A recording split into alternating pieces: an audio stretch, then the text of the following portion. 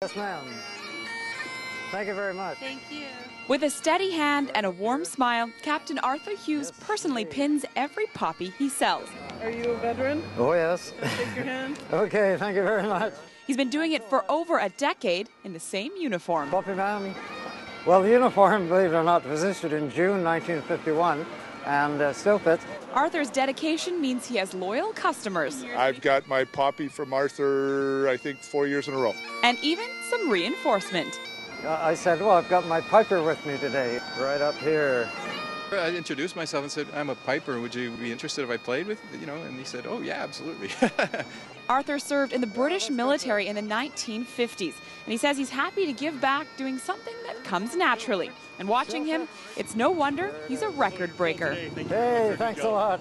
Last year I raised $19,000 in the short time I was here. It's about 8 days. I'm not trying to break my own record. I'm just trying to raise as much as I can for the Royal Canadian Legion. And he says to honor his fellow servicemen and women by reminding Canadians and non-Canadians Okay, Ochin Horoshoa.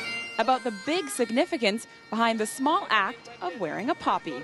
If you wear it, you are realizing what took place. And you're honoring those who served, especially those who didn't come back. Sure. Why did I buy a poppy? Support our troops. My granddad just recently passed away last year, and he was one of them. So, Granddad, it's for you. I'll remember those who died in World War. That's a good thing.